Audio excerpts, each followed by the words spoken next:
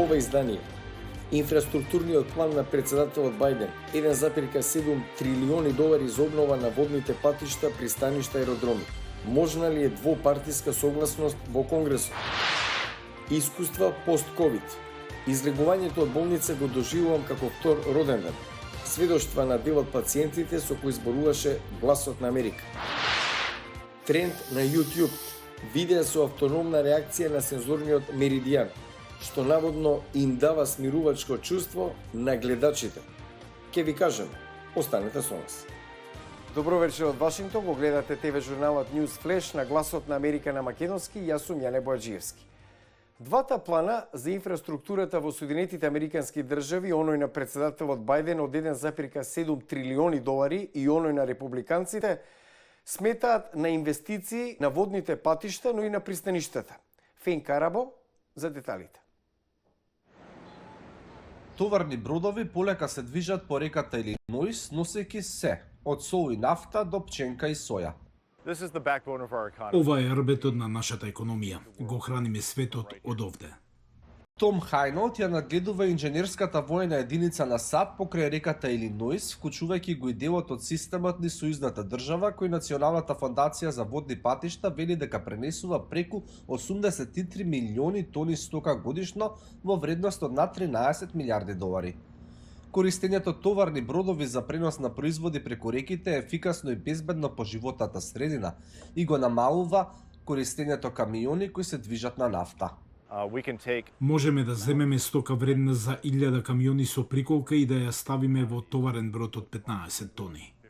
Но браните кои се креваат и спуштаат да им дозволат на бродовите да управуваат на постојаната длабочина на реката били изградени пред речиси 1 век. Буквално се одронуваат на места. Гледате како бетонот пред очи ви се распаѓа. Треба да се интервенира. Тие биле дизајнирани со век на трајање од 50 години. Родни Вајнзеров е земјоделец од централниот дел на Илиноис, каде водените патишта се клучни за да ја продаде пченката на странски купувачи. Тој исто така е извршен директор на Асоцијацијата на одгледувачи на пченка на Илиноис, која се залага за подобрување на системот на водни патишта во државата. Извозот е многу важен за Илиноис и САД и инфраструктурата е тоа што не прави конкуренти во странство. Но Вајнзеров вели дека бидејќи повеќето даночни одврзници ретко се ангажираат во овој дел на државната инфраструктура, водните патишта често се занемарени. Предходното финансирање му дозволило на Хајнолд да има контрола врз обнова на системот во 2020-та, поради што реката била затворена за сообраќај неколку месеци. Хајнолд вели дека е потребно да се стори повеќе. Вајнзеров смета дека тоа не е ефтино. Секој од овие проекти чини неколку стотици милиони долари. Токму затоа тој се надава дека ќе бидат алоцирани доволно пари за обнова на 2 брани на реката Илиноис. Овие се долгорочни инвестиции.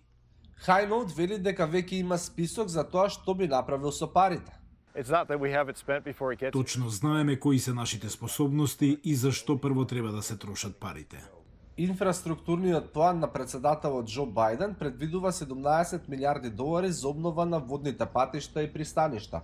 Републиканците од Сенатот исто така предлагаат милиарди за обнова на водните патишта. Напорите во Вашингтон за двопартиско решение продолжуваат. Како кога мало дете учи да оди. Такви се првите чекори на пациенти од COVID-19 по неколку недели поминати во болнички кревет. Раскажуваат физиотерапевти од Охрид. Мики Трајковски ги раскажува нивните искуства.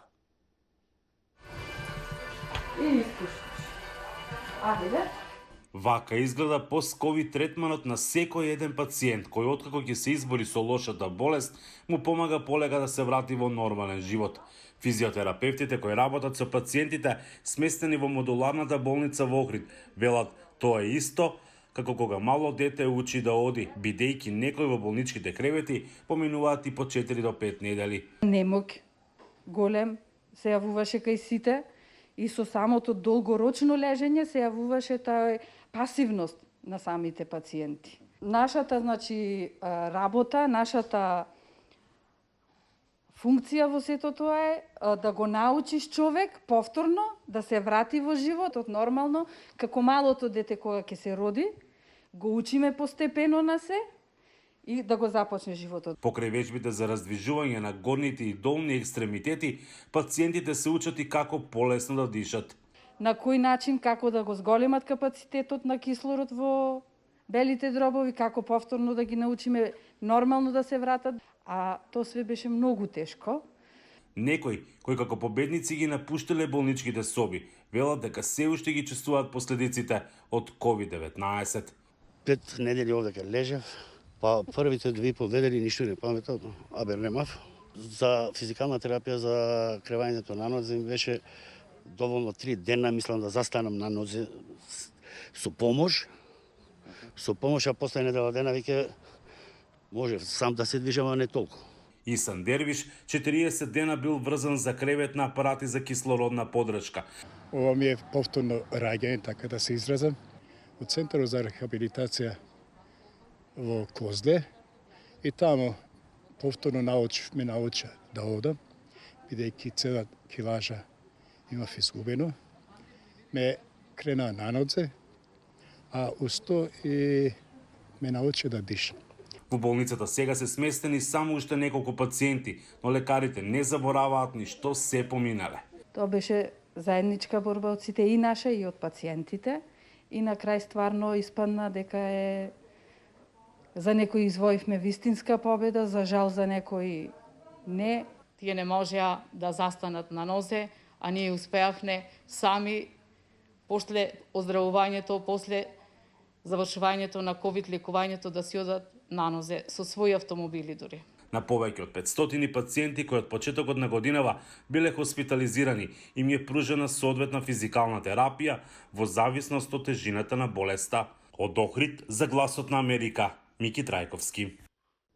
За крај на News Flash, видеа на YouTube што предизвикуваат автономна реакција на сензорниот меридијан.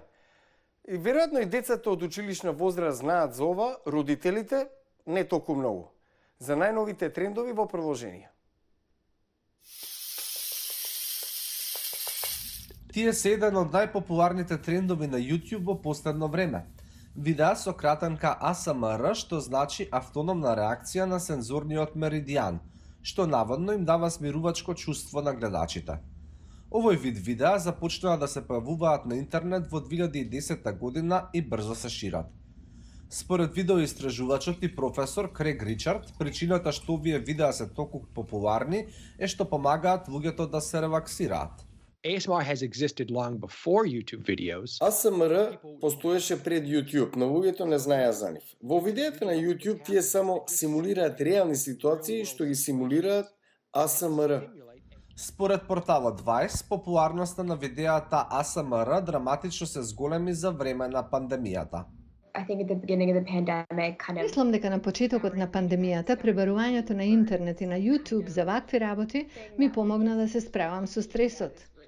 Крег Ричард вели дека видеата може да им помогнат на луѓето да се опуштат, како и да помогнат при несоница и вознемиреност, но не се замена за медицинска помош. It's definitely helpful. I wouldn't say healing. Корисно е, но не би го нарекол лекување. Исто така, например, аспиринот помага да се справите со болката, но не го лекува проблемот. Ричард додава дека видеата ASMR не функционираат на ист начин за секого, а научниците се обидуваат да разберат зошто.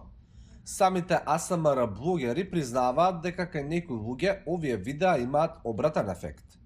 ASMR е субјективен, нешто што може да предизвика пријатност кај некого, кај други лица тоа може да биде спротивно.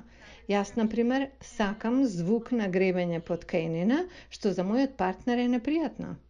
Пандемијата донесе цела една нова заедница обожаватели на видеата ASMR.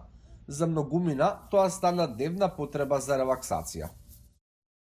Тука е крајот на News Flash на Гласот на Америка на македонски. Јас сум Јане Бојаджиевски од Вашингтон. За најнови информации појдете на glaснaamerika.com, следете не преку социјалните медиуми. Пријатна вечер, се гледаме.